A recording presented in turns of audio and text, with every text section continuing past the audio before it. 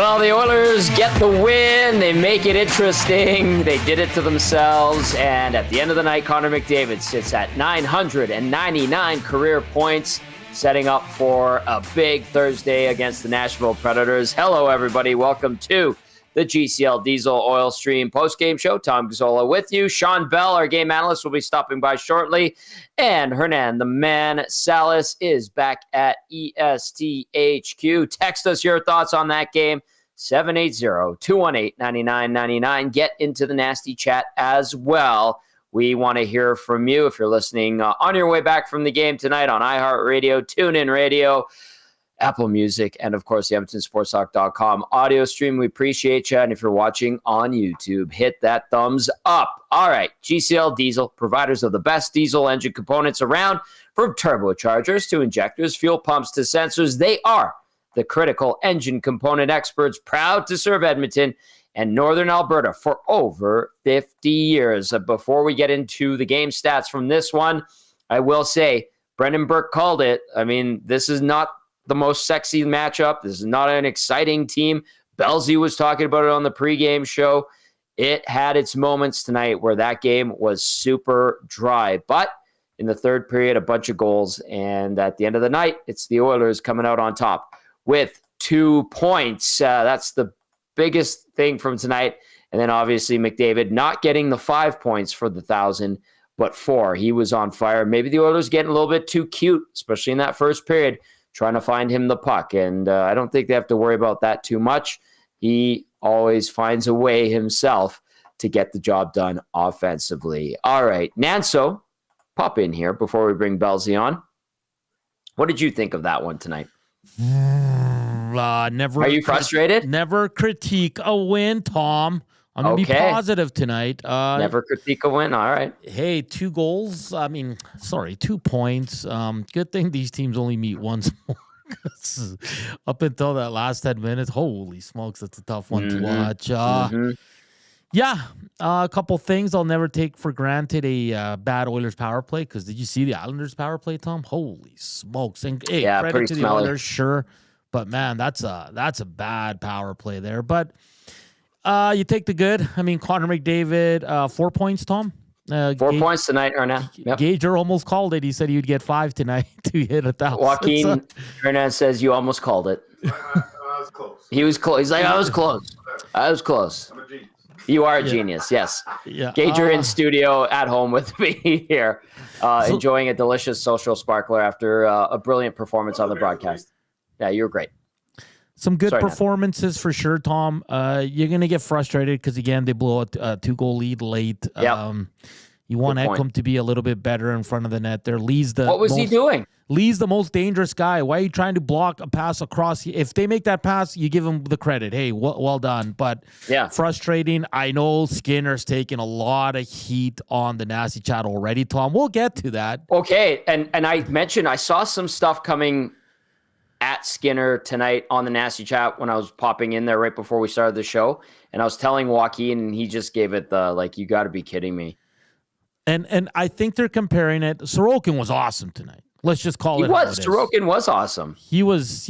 I know he gave up 4 goals, but he made some huge saves.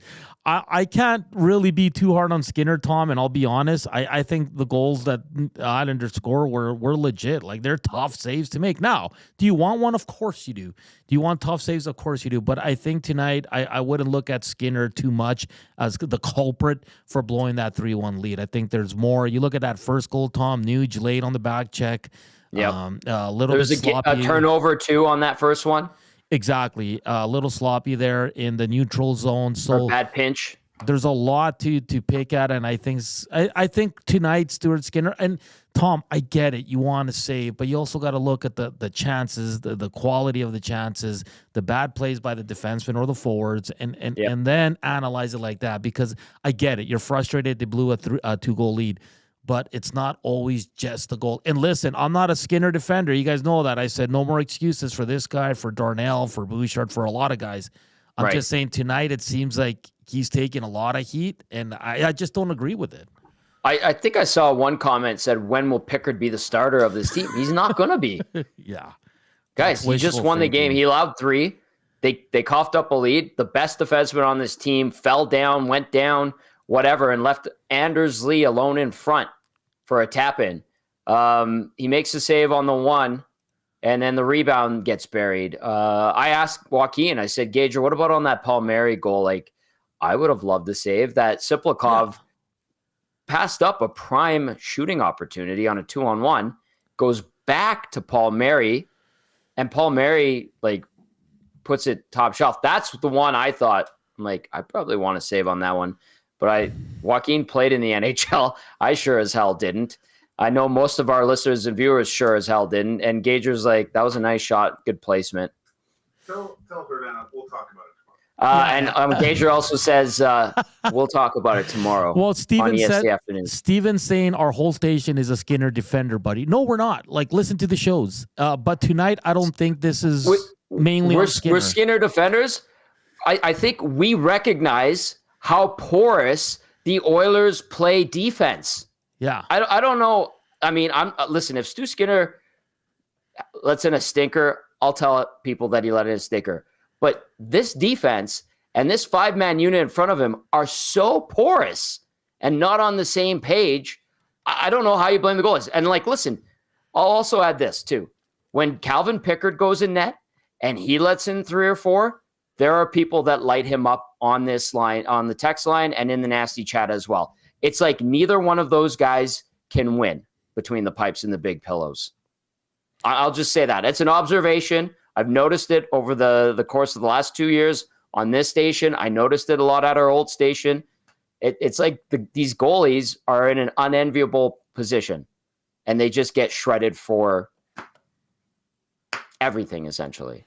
Yeah. And listen, I think we can all agree that, yes, you would like a save. And I've been saying that all season. But tonight, I'm going to lay off Skinner a bit. At least I am, and you might disagree. And I'll say that. I wanted the blocker save on the first goal. Yes, 90% of the nasty chat is blaming Skinner. So, I don't know where else to go with this. But overall, you got to be happy the Oilers at least get the 2 points.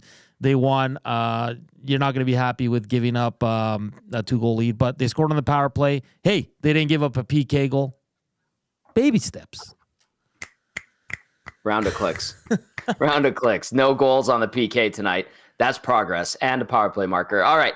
Belzy's almost ready to go. Let's get to the scoring summary from this one and the turning point of the game as the Oilers walk away with 2 points. McDavid 4 on the night and 1 away from 1,000 in his career. It all starts in the second period.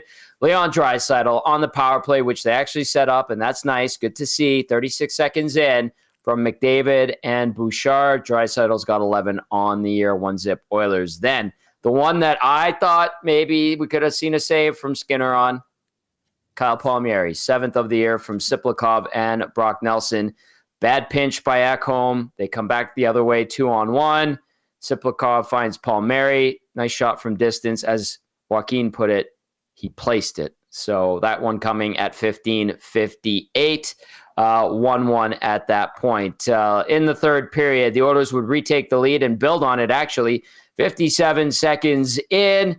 Evan Bouchard gets his 4th of the year. Nice shot by him. Ekholm and McDavid with the assists. Then it would be McDavid adding to the lead, his 5th of the season from Ryan Nugent-Hopkins. The Oilers almost scored right before that as well. Or was that the goal before? I'm getting them mixed up. Anyway, McDavid with the cheeky move to the backhand. He makes it 3-1 at 10:19. Cue the comeback. Anders Lee makes it 3-2 at 12:54. His 5th of the year from Ryan Pulock and JG Pajot. And then at 17:20, Lee's 2nd of the night, 6th of the season from Pajot and Palmieri to send this one to overtime, where Leon Draisaitl scores his 2nd goal of the night, 12th of the season from Connor McDavid and Evan Bouchard at 1:52. The Oilers basically had the puck the entirety of that OT, and they get the 2 points. Shots on goal in this one, 42-22 in favor of the Oil. Faceoffs. Oilers win that battle, 53.3% to 46.7%. Both of these teams pretty good on faceoffs, and the Oilers get the better of the Islanders, so that's good. Power play, 1 for 2, 50%, very good. PK, 2 for 2. One of the few times we can say The PK managed to kill everything off, and it does that. So the Oilers win the special teams battle. Hits, 15 for the Islanders, 7 for the Oilers. Block shots, 18 for the Islanders, 14 for the Oilers. 19 giveaways for New York to Edmonton's 14. And officially 10 takeaways for the Oilers to 4 for the Islanders. All right, let's bring him in. He is our game analyst. He is Shawn Bell. Bellsy, your thoughts on this game right off the hop? Oh, stop it. Right this minute, because he has been awful. I can't believe he didn't make any of those saves. What is going on? Well, that's what some people are saying, and I'm sitting here with Gager, and he's just not having it. Okay, like, we've come on the show and we've ripped guys before, and the reality is that this is not Skinner's fault. Like, not even a chance. The first goal was bad pinch, turnover, comes back right away. We talked about the Royal Road 4,555 times. He does it. It's a great shot. It's a snipe. Yeah, maybe you want your save on that one, but I mean, you got to give, at some point, you got to give kudos to the other team. Like, they're trying to. So that was a great play. And then you've got, the Anders Lee goal, the second one. Everybody's puck watching. He sneaks in backdoor. It's a tap-in. And then what was Ekholm doing on that one? I don't know. The third one, I would really like to say, like, what was Ekholm doing? Like, I understand. I think he was trying to take away that backdoor pass. Yeah. But at the same time, he was still trying to take away Lee. But this is why I hate when guys go down on the ice like that, because they're now in a position where they can't really do anything. And he picks wrong. And it's just, here's a one-timer in the house. So those are tough goals to give up. And yeah, sure, if you want one back, we can argue that we can have one back. But the other two, like, what do you want them to do? Save everything. Did you guys think on the first goal that Siplikov? I hope I said that wrong. Yeah, you said it right. It's right, not wrong. I thought he was going to shoot that, boys. I know. That's what I thought, too. Yep. He fakes like he's going to shoot it, opens up his blade, and then makes that nice pass. So he freezes Skinner for a second, because Skinner's got to respect the fact that he's in the high slot and he's going to take the shot. And then all of a sudden he moves it. So it's a great play. Like, hey, tip your cap to those guys, because, hey, they're good. And they made a great play. So it is what it is. You can't sit there and be like, oh, Skinner sucks because he didn't have that. Well, generally speaking, there's two teams on the ice and both of them are trying to win. So, and there's good players because they play in the NHL. Funny that. 780-218-9999. Text us your thoughts on the game, whether or not you're happy with Stu Skinner. We want to hear from you.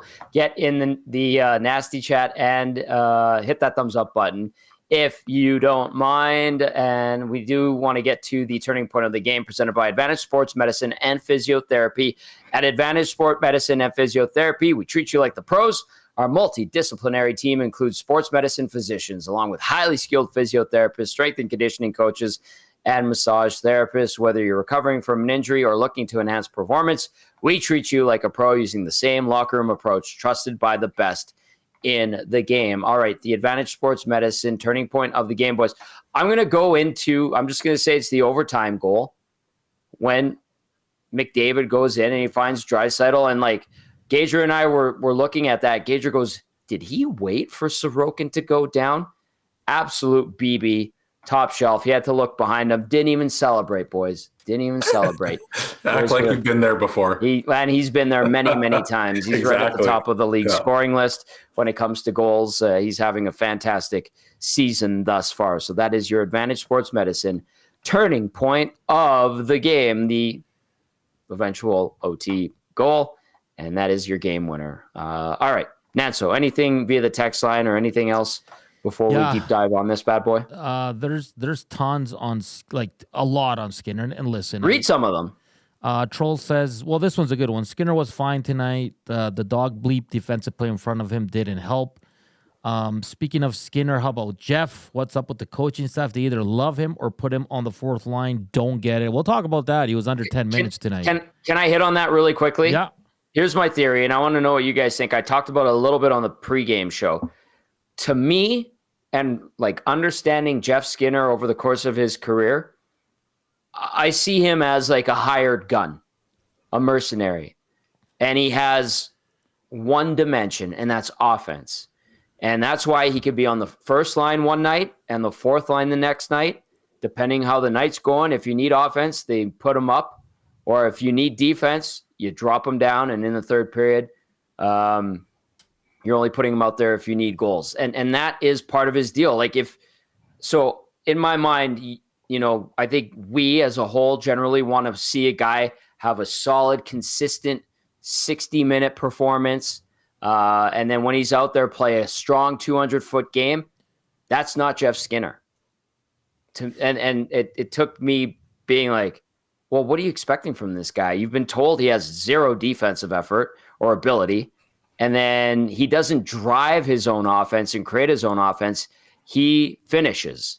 That has been his thing. And when I started thinking about that, I'm like, okay, so him being up and down in the lineup is fine because it's kind of his MO. Am I crazy for saying that or suggesting it? How do you guys look at it? He was the only forward under 10 minutes. He was at 8:23, guys. That's a season low, I think, for not Stuart Skinner. Jeff Skinner started on the fourth line, didn't see a lot of ice in that third period. But, Tom, we talked about this last post-game show, and I agree wholeheartedly. You had DiBiase on your show from Buffalo, and he said, guys, this guy's there to score goals, and when he's not, there's not much else coming.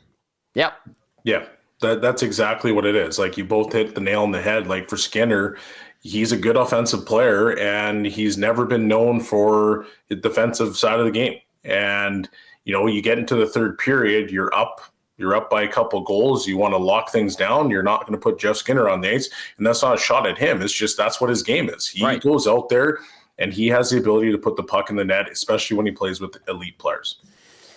Connor on the inbox says, hey, guys, I don't get the hate on Skinner. Those plays felt more like team breakdowns and high-danger chances that were scored. Every goalie ever would tell you it's way easier to get lots of shots than little. It's hard to have few shots than have a team come down and get an A1 chance. Those weren't on him. That's from Connor. So there is some defenders of Stuart Skinner tonight because he's taking a lot of heat for the Oilers, giving up the 2-goal lead late, guys. Yeah, out of curiosity, what do fans want? They want it to be just a shutout every game, and here's this brick wall that makes these saves that, he's throwing his legs out. He's like the guy from Street Fighter that kicks you from the other side of the screen. Is that what he's trying to? Yeah, that guy. Is that what we're trying to do? Because what I'm seeing a lot of is just they're like, he can make a tough save. That's what people are saying, and I get that. I've been saying that for most of the season, but tonight I just don't see that. I don't see it as the case. Well, if you look back at all the goals that he's given up, especially the ones where we talk about the Royal Road, we've talked about this at length. At some point, the light bulb's going to flicker on. If you go back to, I think it was a Carolina game where the exact same scenario happens in OT. It's a 2-on-1. There's a fake shot. They move it. It's Aho who goes shelf. People are losing it, and it's like, well, that's a great play. Forwards are paid to be deceptive. They're paid to essentially fake a goaltender to make sure that he's going to bite on the move, and then they're going to try to slide it so that goaltender has to go east-west because it increases the chance to score. And if you have guys that are elite shooters, and a lot of guys in the NHL are pretty good shooters, so they work on this stuff every single day, and they can pick the holes wherever they want. And so the reality is that every single goaltender, they're trying to move so that they can score goals. And so Skinner, sure, we can say he's made big saves. They want more big saves, but there's scouting reports too. And goaltenders are always told they need to take the shot first. They can't just move over to the other guy and cheat it because these guys are just going to pick that part too. So what do you want? It's pick your poison on that one to me. I don't know. Am I crazy for thinking that? According to a lot of our listeners and viewers, yes. Yes, you are. Okay, well then maybe I need to go to bed. No, we need you for another 10 minutes. Well, flip it the other way, guys. Let's say he played like Sorokin did tonight and the Oilers lost. Would Oilers fans be happy? Because Sorokin was awesome tonight. And he led him 4 goals. Yeah, he was. He was really good. But, I mean, I don't know. Okay. I need to go to bed, apparently. So I'm no, obviously not. Okay, I'm going to get into the nasty chat a little bit here. Keep an eye on that text line. Hernan, some stranger says few shots, so the Oilers D suppresses shots well. Well, not really, with the way that they were coughing it up at times and the spotty defensive zone coverage. And then the other thing to keep in mind, too, when it comes to the New York Islanders, they don't really score a lot or generate a lot of offense. They scored 2.47 goals per game. That was 28th in the NHL. And if you want to talk about their shots for per game, well, they do get 31.3 on average. The Oilers 32.9. I don't know. I don't think the Oilers' shot suppression is particularly great, but okay. Can I rephrase my argument? Yes. Mm-hmm. If you give players in the NHL wide open nets, are they going to miss them? Unlikely. Okay. That's where I'm at. Because the second goal, every single Oiler was puck watching. Anders Lee comes all the way back. Here's a rebound, and it's in the net. It's wide open net. Mm-hmm. What do you want him to do there? Save it. Dolson. Let's get to some more texts. I'm laughing. I'm just stirring the pot, obviously. Oh, Captain Steve texting in says, "Evening, boys. Lots of positives tonight. Power play and offense is coming around. PK took baby steps tonight. Connor is heating up on the negative side. Not sure what Ekholm was doing on that tying goal. And Jeff Skinner was terrible on the second Islanders goal. Little mistakes still hurting this team." And then Hampton Steve adds, the Oilers caught a huge break on the non-tripping call against McDavid right before their third goal. Derek texting and says, "Are we forgetting that the Oilers won the expletive game? Everyone wants to dump on Skinner regardless of the Oilers' outcome. Now, the first would have been nice to have back." Yes, Derek, I'm with you on that one. But people are acting like Skinner needs to stop everything no matter what the team does in front of him. Geez Louise, a win is a win regardless. And then Coach Mike says, Skinner has to have the first one, right? He lets in some similar goals in the past. What is he seeing there? Why is he not getting across? Also, the replay behind Skinner on the first goal, it looks like he isn't tracking the puck. That's from Coach Mike. Joaquin just laughed at that one. Are you laughing facetiously or do you agree? He's just doing this. He'll talk about it tomorrow on EST Afternoons. Hernan, what do you got? Perfect. Hey guys, a good point made by one of our texters saying for the Oilers' third goal, they kind of got away with one there. That's a borderline penalty on Connor McDavid. And I was thinking while that was happening, if that was flipped, Oiler fans would be losing their minds on the post-game show. So they got away with one there. I mean, as an Oiler fan, you'll take it. But let's not forget when we're complaining about these refs that the Oilers do get some calls, because that was one, and you saw their bench. They were upset. Oh, yeah. That's definitely the case, right? Yeah. So, it's what I would like to just talk about is the fact that the Oilers have taken a step in the right direction. Okay. Because in that game there, they let the comeback happen off of a couple miscues. But for the most part, they played a really good game, especially in the offensive zone. They stretched out the Islander defense. They were attacking. There was lots of movement in the zone, so they couldn't just, hunker down in the house and then make the Oilers have to now try to, invade their house when there's five guys standing there. They did a great job of moving pucks east-west. Once again, lots of movement, and they made it easier to make plays, and all of a sudden, they were starting to capitalize on some goals. So that part for me, I was pretty excited to see, because that's the Oiler game. Yeah, and kudos to I can't remember the three that were on the ice, because Pollock was gassed, man. He couldn't even move, and two smart plays by the forwards that were on the ice. Might have been Hyman and Nuge to come off and let Leon and McDavid come on when the Islanders were dead tired, guys. Pollock didn't come off the ice for the full 2 minutes of overtime. He was stuck in there. Yep. Yeah. He needs an oxygen tank right now. Yeah. He's happy they scored. He's like, I got to get the hell out of here. He's like, I need to get out of here. Okay, I'm going to read a couple here. Daryl via the nasty chat says, have to come to the realization that Skinner gives up a bad goal every game. John follows up with Skinner was disappointing tonight, and differing opinions on the non-tripping call. Jeffrey says it was not a penalty. Penner's Pancake says that was 100% a penalty. And then DBZ Gang says Skinner plays deep in his net. As a former goalie, I have noticed that all Oilers goalies play deep in their net. Mike Smith was the same way. This must be how Schwartz teaches. Oh, let's not go there. Gager almost broke his neck snapping it back. he's getting angry. Tell Gager to go home, Tom. He's having a good time. He's got a social sparkler in his hand, and we're having a great time hanging out. I'm kidding. He's laughing now. All right. One that I want to seriously now, C-Run had one that I want to get to, and I noticed it early on in the game. I kind of want to bounce it off of you guys. C-Run says, hey, watching Draisaitl and McDavid trying to pass the puck in was so frustrating to watch. Not only that, I'll add to C-Run's comment in the nasty chat. How about those guys just looking for McDavid the entire first period? Like, did Bellsy let it get to them that they wanted to get Connor 1,000 points tonight, do you think? 100%. You know that it's on people's minds. Like, we can sit here and be like, oh, it's never going to happen. It's never going to come up. Well, of course, like his teammates, they want to see him accomplish that goal. So they're trying to feed him plays, pucks, and unfortunately it didn't work because, when you have Connor McDavid on the ice, people are going to pay attention to him. Yeah. Almost every team now, especially in the neutral zone, sits a guy on top of him, and as he swings, they just try to match his speed. So they're trying to take him away. So you can't necessarily just consistently force feed plays to him because he's not going to be able to get the puck half the time because there's guys on top of him. So what they did is they started to change that up a little bit, and they started using the other guys on the ice, and then all of a sudden – plays started to open up, and here we are, Connor McDavid with 4 points. Touche.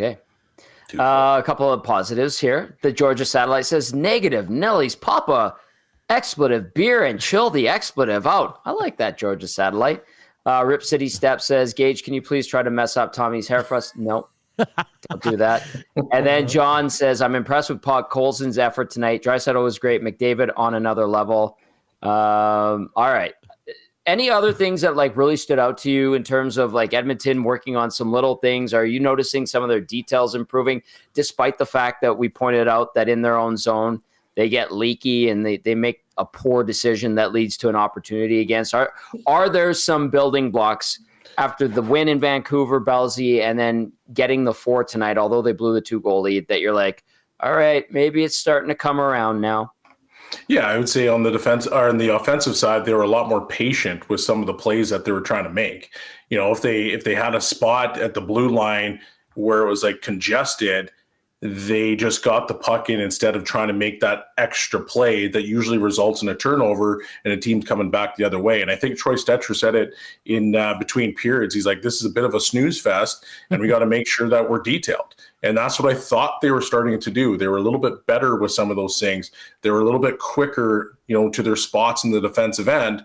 But unfortunately, that didn't continue on because in the third period, it was just a couple mistakes that ended up in the back of your net. And then the NHL, those mistakes end up in the back of your net. That's what it is. If that's the AHL, you might get a save. You might, a guy might miss the net. But the NHL, guys are going to capitalize on those mistakes.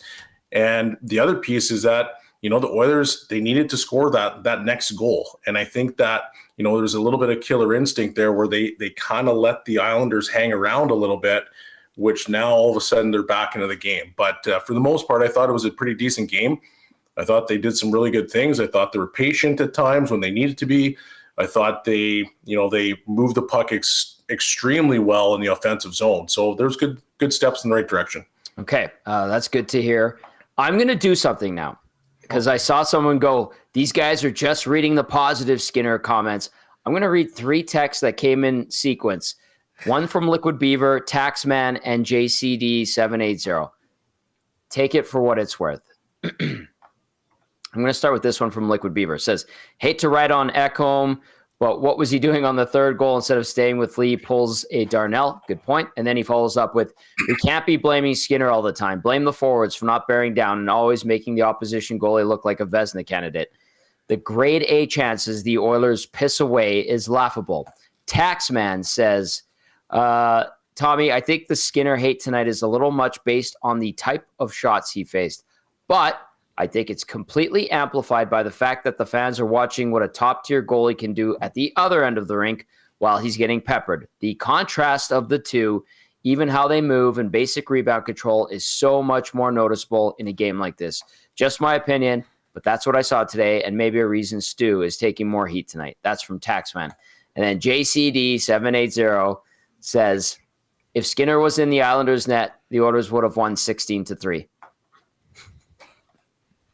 Just 3 texts in a sequence there, just to show you what we're getting as a sample. Not we're picking positive ones, we're disregarding this. Just a little snippet into what's coming into the text line. Just I'm flipping it so that people can get an idea of what we're dealing with. So I actually didn't mind Taxman's arguments. Like, to me, those were, well thought out, because there were some valid points there. And at the end of the day, like, we all want these goaltenders to be lights out all the time. And whether he's tracking the puck well or whether he's not, when the Oilers play defense, I'm going to try to break this down as simple as I possibly can. Okay.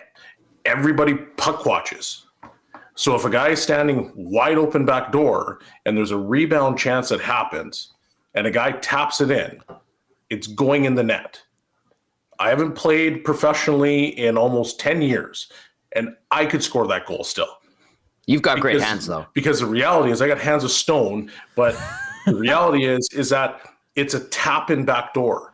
And so you can't blame Skinner for that. So Sorokin on the other side, that puck is still going in the net too. It's a rebound, wide open back door. The third goal with Ekholm, like, Ekholm is a solid defender. So I can't really sit here and chirp the guy. But at the end of the day, I don't know what the play that he tried to make was. But you left Anders Lee just outside the top of the crease, which is literally in the house, which every team wants. Yeah. That is what they want. And they hit that, and it's a one-timer in the net. And so Skinner's got to try to overplay the post. He's playing his reverse VH, where he's up against the post. The guy moves it, and now he has basically the whole side of the net, because that's just the way that the RVH is done. So those 2 goals, in my opinion, right there, like, you can't even talk to me about Skinner having that save. And the only way he gets the save on that third one is if Lee misses a shot and it hits him in the chest. So I once again, Taxman, I thought, had some pretty good arguments there, and it was well thought out, and it's not normally just I hate Skinner.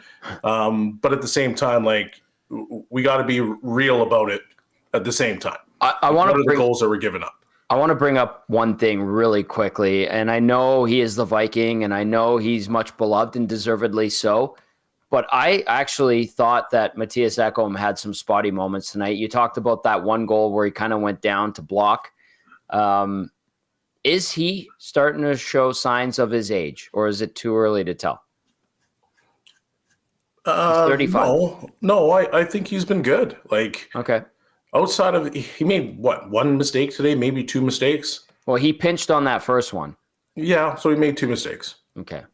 But I mean, he's out there for that 25 first minutes one tonight. Yeah, but that first one was, if you hit the pass, Bouchard hits the pass, they're probably attacking down ice. Right. But Bouchard is basically skating backwards. He rips a pass all the way across the ice. He misses it when McDavid was basically right behind him on the strong side, and he could have just moved it there. So That's your option A pass.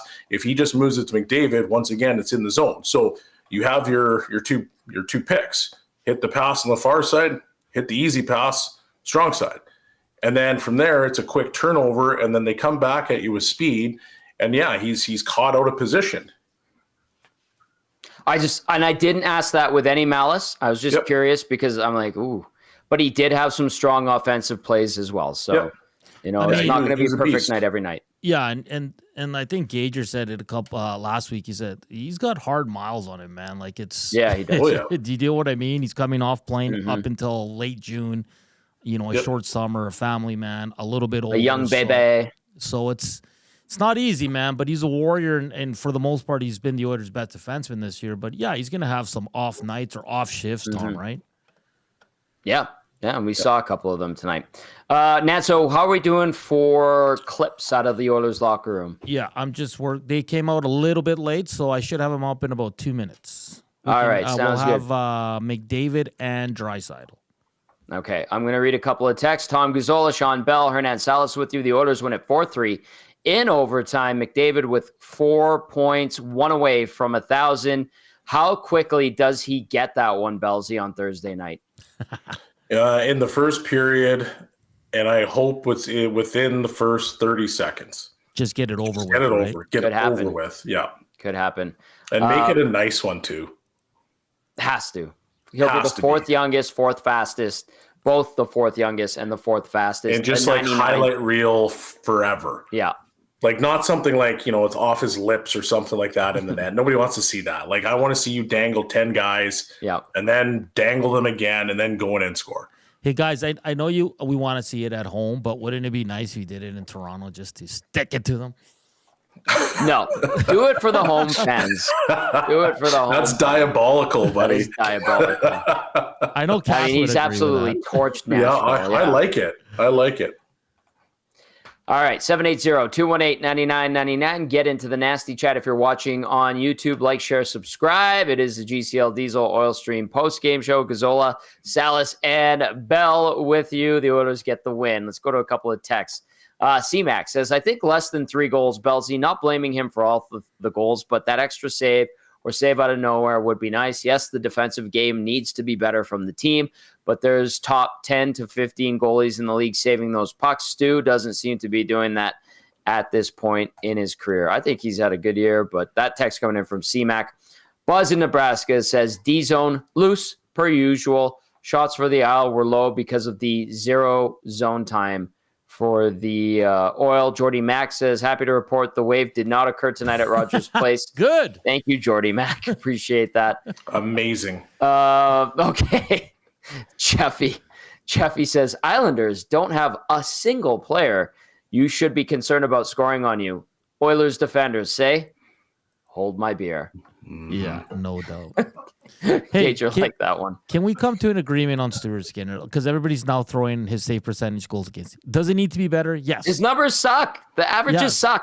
Yes, he needs to be better. If this team's going to go far, it's going to be the team we all think they're going to be and make another run at the Stanley Cup, it has to improve. There's no debating that. Yes. There's no debating that. Okay, of course. So let's just come to an agreement. He needs to be better overall. Tonight, I don't think much of the game was on him. And they won, so let's leave it alone. Both things can be right. He's got him improved, but today he was good. I don't know.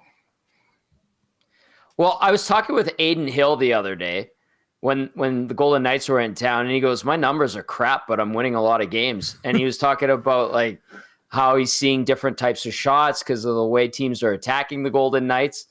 And I was like, I need to go look at the game notes. He's got a 341 GAA, 875 save percentage. He's telling me his game is crap, or his numbers are crap, but he's winning games, so he must be doing something right. Listen, and he's still in contention to be part of Team Canada. Yeah, he's 6-3-1. Yeah, his numbers are no different than Skinner's, and he just flat out. And he's got a better decor in front of him. Yeah, that's a good point. He does. I'm just telling, and the purpose of this is just to tell you what an NHL goalie, potentially Team Canada's goalie, is just off the cuff saying to me, flat out, my numbers are crap, but we're winning games. How dare you? Sorry. Come in with logic here. What are you talking about? We don't use logic. We don't use reason.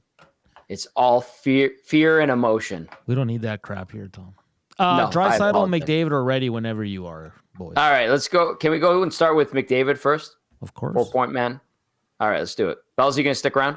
Yep. All right, let's go to Connor McDavid. Shots there from Leo, maybe just to follow the goals you saw from him tonight. Yeah. Goal scoring this year, really.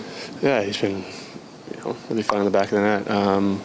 Great shots, obviously, tonight from his usual spot there. And then from the other side tonight in overtime, I think just an amazing finisher, amazing player, playing real well. What did you feel for you? It looked like that was the game that we've seen a lot from you. You kind of just seemed to be on every shift and creating lots. Do you feel that when you're on? Is that the best you felt this year?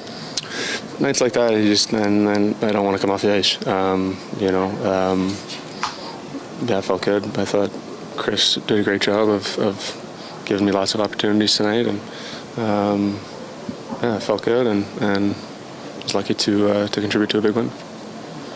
You guys, I mean, it's probably not how you draw it up. No. Okay? You hang on to that lead, right? But you're piecing together a couple wins here, and that's something you need, I guess. Yeah, we're staying afloat. That's not what we want to do, but ultimately we're just finding ways to win games, and that's what we're supposed to do. I thought tonight was a snoozer from the beginning, from both sides. But a night like tonight, you got to generate your own momentum, and I thought in the third period we were able to get some things going. Obviously, we'd like to close it out, but still find a way in overtime. When you're close to such a big milestone, is there some anxiety to just get done and over with?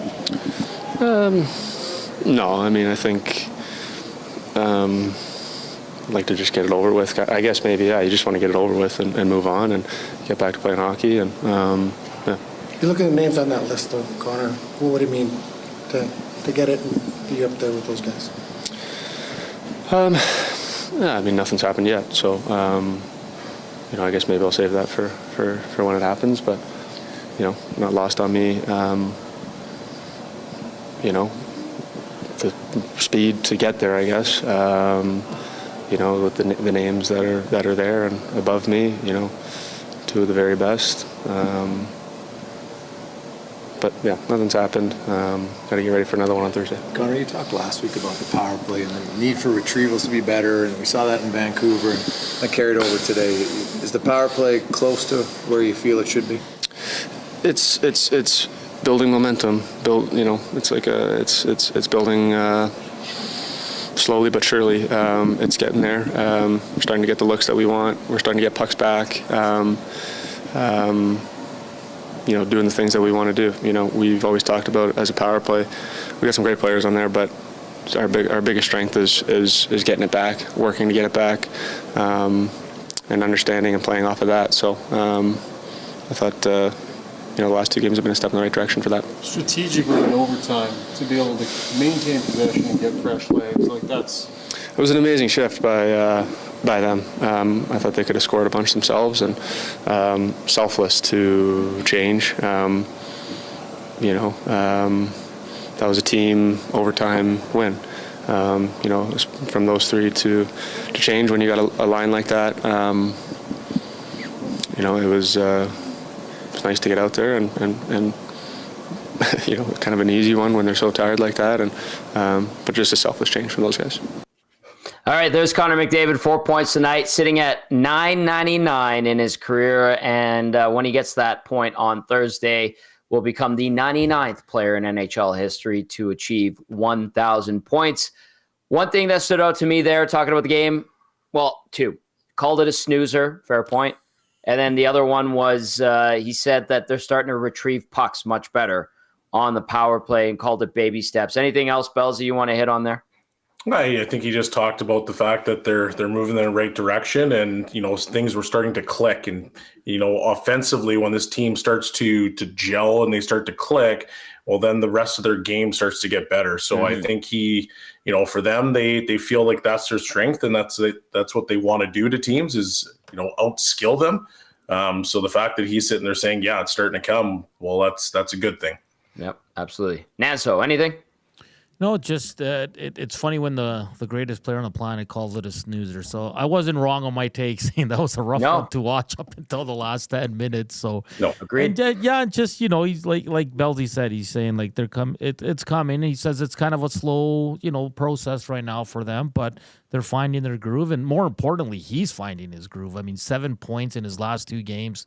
Yeah, that's dangerous for a Nashville team that Connor McDavid and Draisaitl own coming into town. They already beat them twice handedly in Nashville. So this is good for the Oilers boys because I don't think they've won 3 straight this year, have they? No.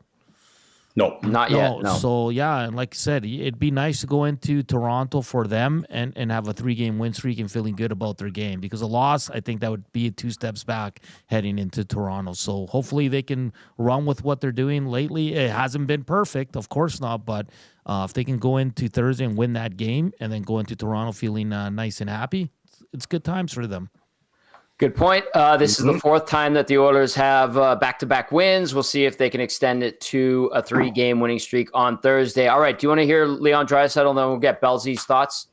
I know Reid Wilkins is going to stop by too in a little bit too. Sure. Here's Leon Draisaitl, named the second star on the night. Win is a win?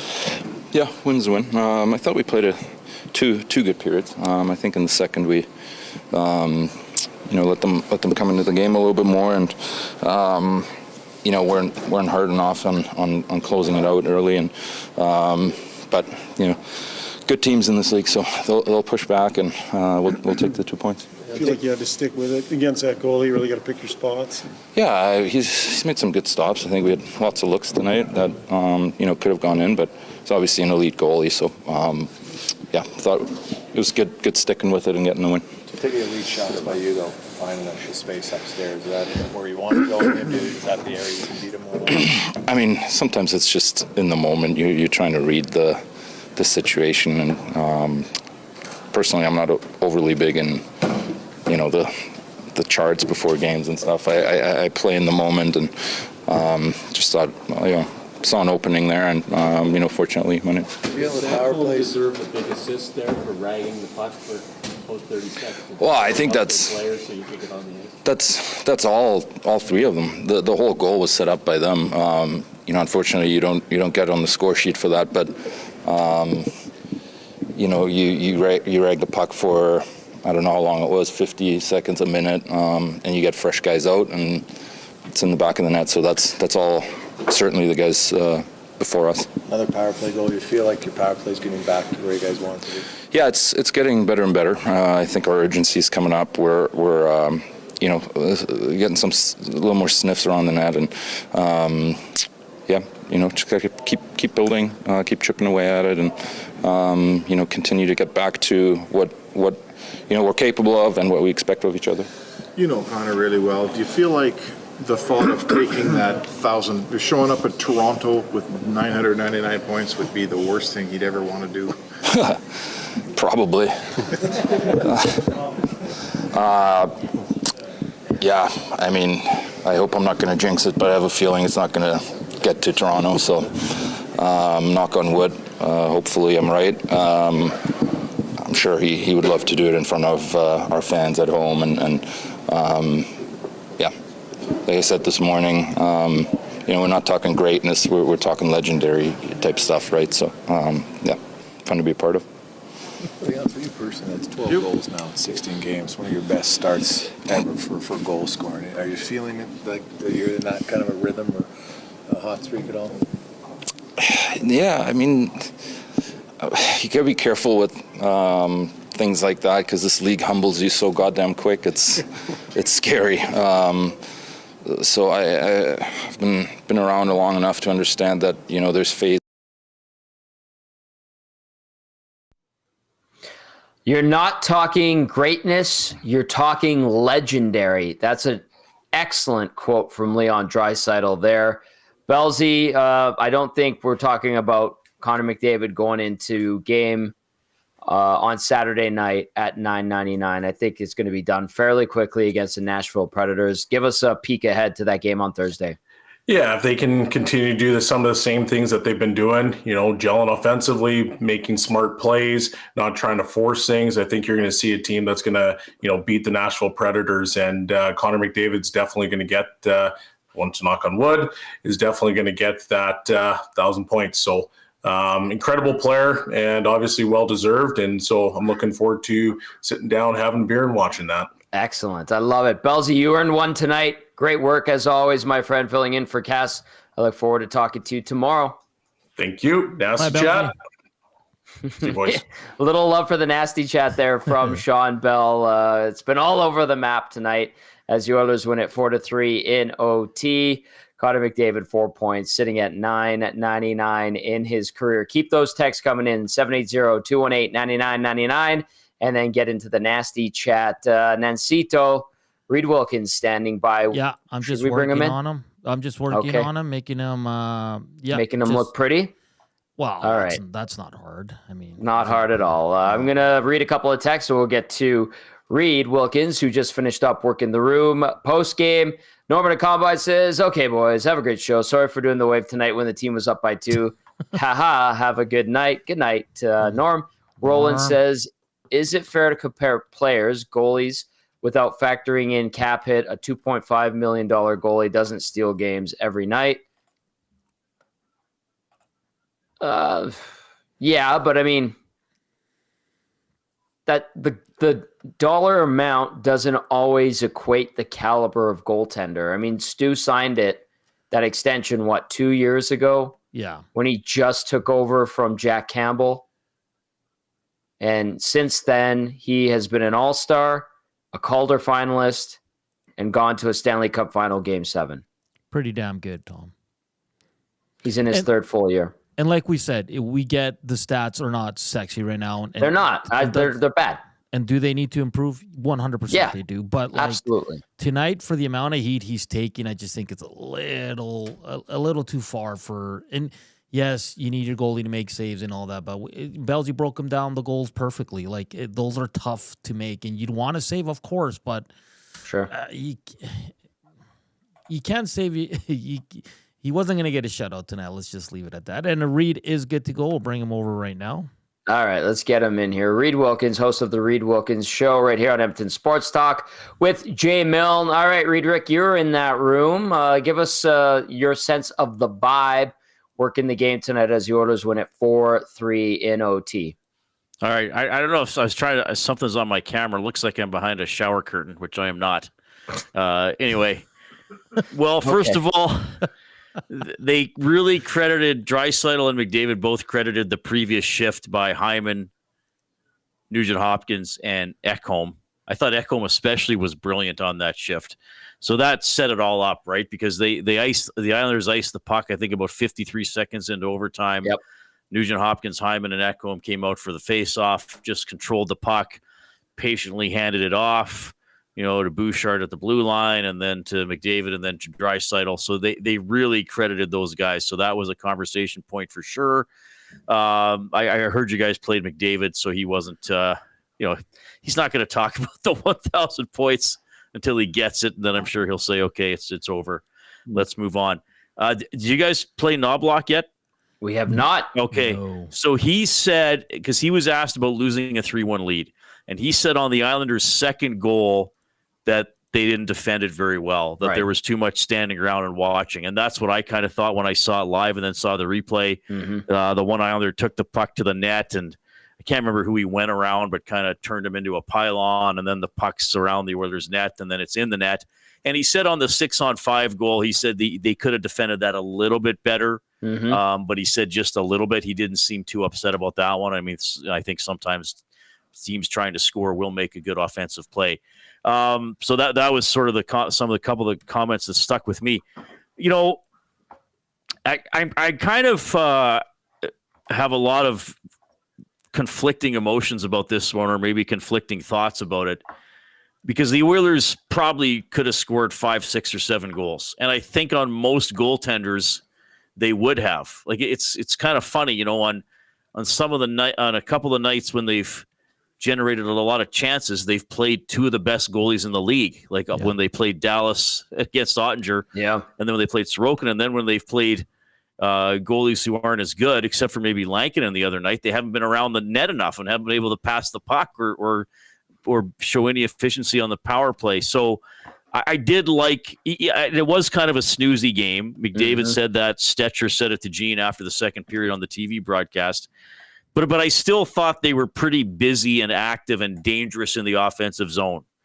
I heard, I know not everybody uses the advanced stats, but when I was down in the media, waiting room there for the last few minutes of the game, and you hear the radio feed, and Stoff said that the high danger chances were 15-2 for Edmonton. Yeah, based off natural stat tricks. So, I mean, I think even a count that might have favored the Islanders, the Oilers outchanced them. But this game can't go to overtime. No. You have to put it to bed. So, yeah, you can't give them a free chance to access the slot, like on the second goal. And then they're alive. Then they're like, okay, there's 7 minutes left, and we've been getting throttled in our own end. All we got to do is survive 4 minutes. We know Patrick's going to pull the goalie early, and we're going to have about 3 minutes to try to tie it. And that's what happened. So the Islanders get a point out of that. So, and then you look at it too, the Oilers have 8 wins? 3 of them are in overtime.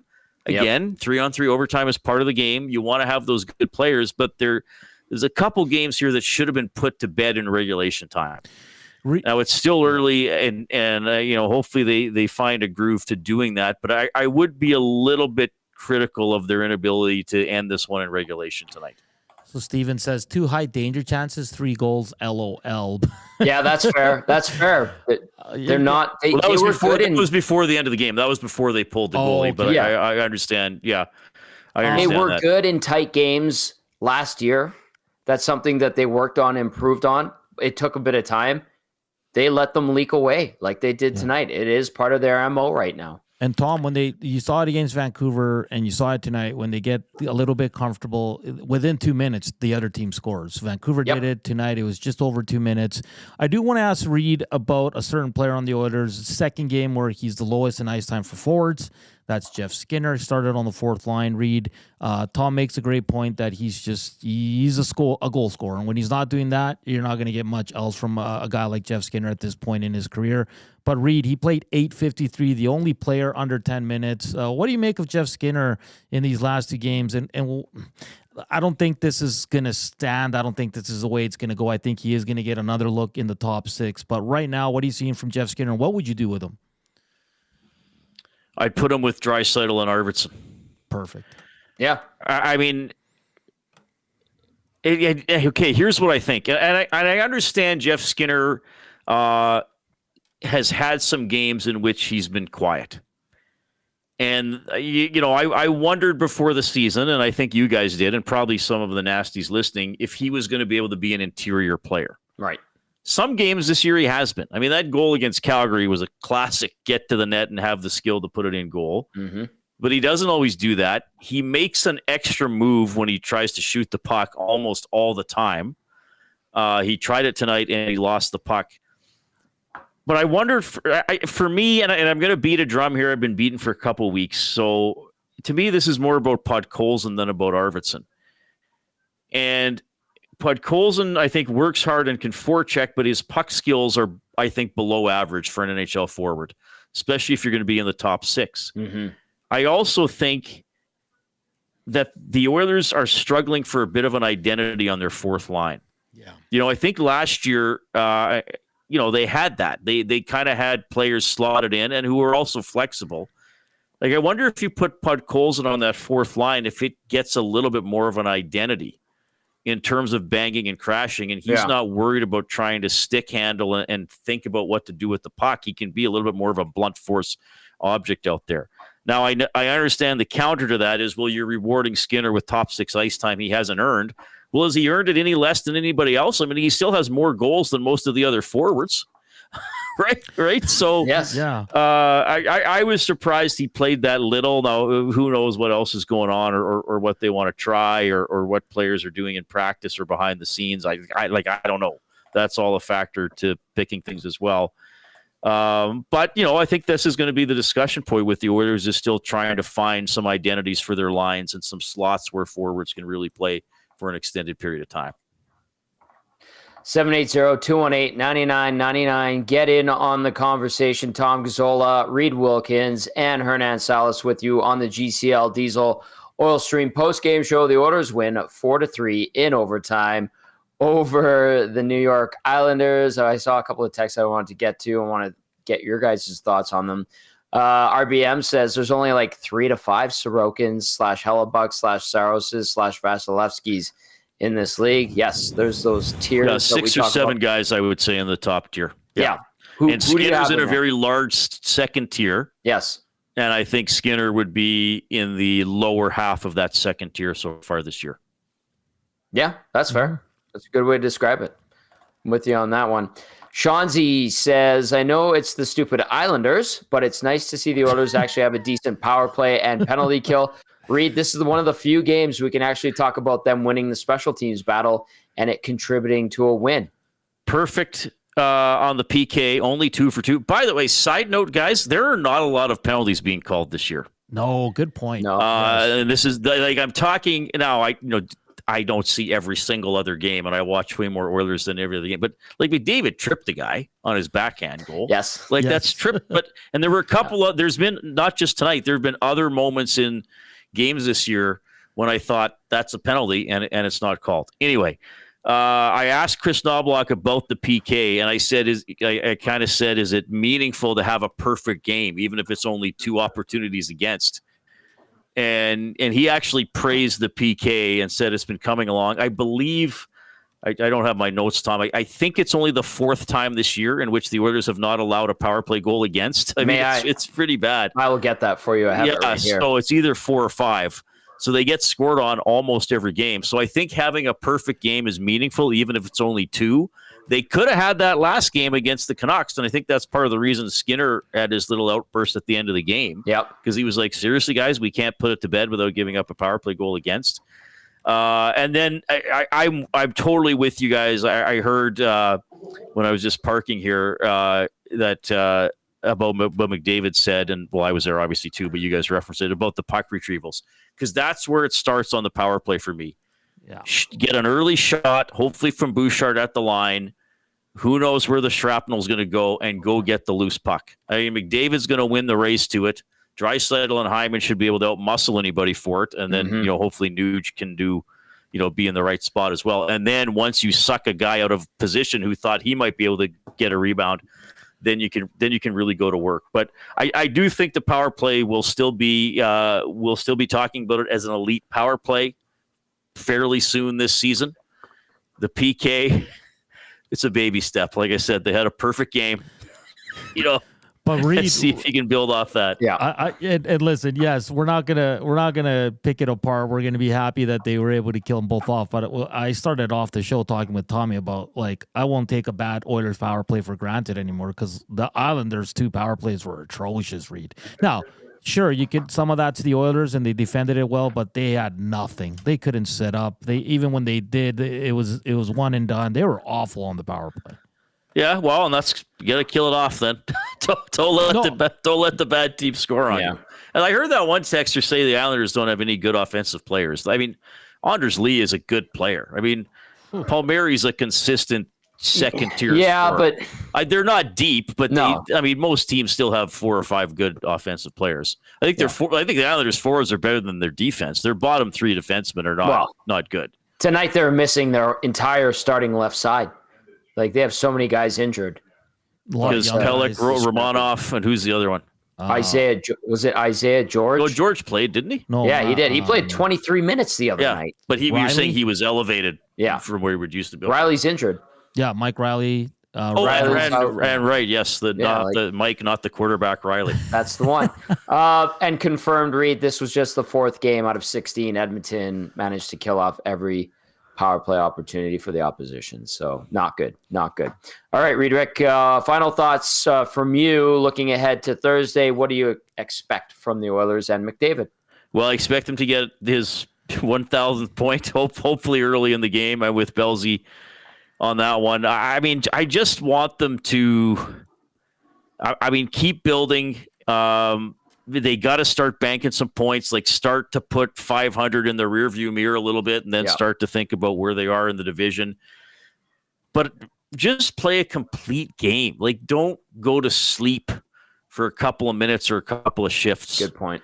And again, my standard's not perfection. My standard's not never giving up a shot on goal. I mean, there is another team out there trying really hard, but just stay with it and stay under control and stay responsible and concentrate for an entire game. I think that's reasonable, Reid, Rick. I think that's reasonable. Hey, thank you for hopping on tonight. You were excellent as always. You look great at the rink tonight, and I look forward to seeing you tomorrow in studio. Okay, well, you flatter me, but thanks for having me. Bye, Reid. There you go. There's Reid Wilkins, host of the Reid Wilkins Show from 3 to 6, Monday to Friday, right here on Edmonton Sports Talk. Oh, yeah, Jay Milne with him as well. Great show those two have. Hernan Salas, also a great show. EST Afternoons with Joaquin Gage, who's taking a business call right now. He's in the kitchen. He's moved on. And then so we've got a few. He's taking a business call. We've got a few texts to get to. And before we do that, though, we will get to the Damon Bunting Remax Elite Player of the Game. Damon Bunting, He's a consistent top-producing realtor in Greater Edmonton and among Western Canadian RE/MAX realtors. He and his team would love to help you find the right home or make the move from your current home. He's community-driven, understands what it takes to make a difference in our city. So check him out on DamonBunting.com or visit his Instagram at DamonBuntingRealEstate. Hernan, the Latino Heat Salas, I hand it off to you. What game is this, Tom, for the Oilers? 15? 16? 16. So it took 16 games for El Capitan, Connor McDavid, to get the Damon Bunting Player of the Game. Obviously, he gets it. A 4-point night, involved in all 4 goals. 20-55 time on ice. He had 8 shots on net, +1. Connor McDavid, 1 point away from 1,000. He almost did it, but if you're a betting man, bet on Thursday. He is going to get it. I don't think it's gonna get pushed to Saturday. But Connor McDavid was excellent on the night. He's heating up, Tom. Connor McDavid, your Damon Bunting Player of the Game. Nicely done, Nanso. Nicely done. C-Mac texting in says, McDavid tripped the guy, quote unquote. How dare you read? LOL, totally tripped that guy. And then C-Mac added in #Belzola. I love it. How about Gazelle? Ooh. Rip City Step says, Reid and I never doubted the Oilers' power play. Okay. And then this one says, the communication between Skinner and the D needs to improve. Too many times he plays the puck this year and it turns into a scramble. Atif checking in from Dallas. My sledge hockey team went 2-2 in the NHL Sledge Hockey Challenge. We were knocked out by the Carolina Hurricanes. Oh no way. Gage didn't like that. Finished in 3rd. It's nice to be home. Great win for the Oilers. I want to ask Shawn Bell if he played against the Stars in their arena. I saw the Stars and Hawks play last Thursday in Dallas. Go Argos for the Grey Cup. Atif. I believe Belzy was a Star briefly. Yeah. Gage was saying, yep. JCD780 says McDavid will get 2,000 points. Interesting. I'm going to throw. Well, actually, I'll get you on this one. Gager, come here. Big Dave says, would it be safe to say that Stu is playing like he doesn't trust his defense, and the defense is playing like they don't trust Stu? Neither one of them will be better unless they get better together. What say you? Wait, come here. He's here, I swear. No, that's I don't think so. I don't. There is some communication behind the net. Well, there's my head. That I don't like. But there are some new D-men on the team, and sometimes that takes a little bit of time. But the whole team defense isn't where it should be. It's a matter of time, but I think they'll get there. But it's a work in progress. I'll say that.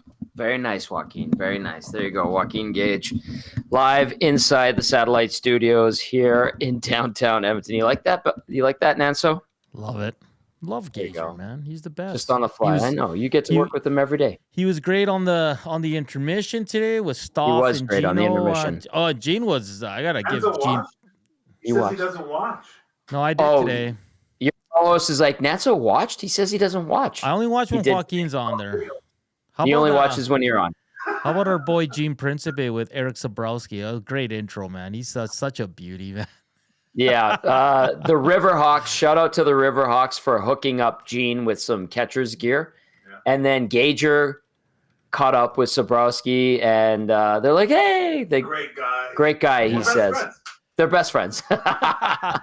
Because he was in studio with the boys last week. A great interview. If you didn't check it out, please do. It's on our archives. So it was fantastic. Reid Wilkins with a formal thank you for including me in your program. Reid, thank you for blessing us with your presence tonight. All right. Any final thoughts from you? Any other last second texts you want to get to?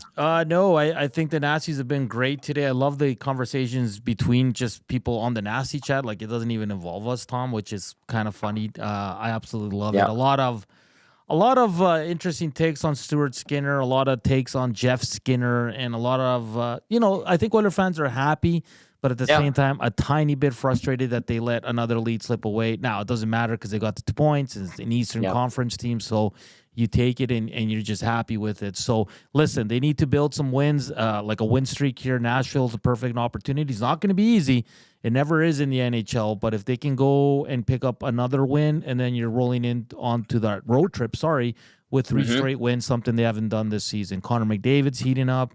The power play's heating up. The PK was better tonight, sure. Small sample size, but yes. They got to build off this, Tom. We said that on Saturday night, and it's true. You got to build on this and keep getting better and better because it's not going to get easier. So look forward to it, Tom. It should be a fun day tomorrow on EST. Yes, it should be. The Oilers 4-3 winners in OT. That's going to do it for tonight's show, the GCL Diesel Oil Stream post-game show. Big thank you to GCL Diesel. Of course, we're going to be live on location on Saturday at Boston Pizza Westgate. That's a 5 o'clock start. We're on the air at 4 p.m. Come on down. Lots of great giveaways. Tony and Curtis over there do a fantastic job. And then our other sponsors are having us on location on the 21st. That's going to be Hudson's, White Avenue.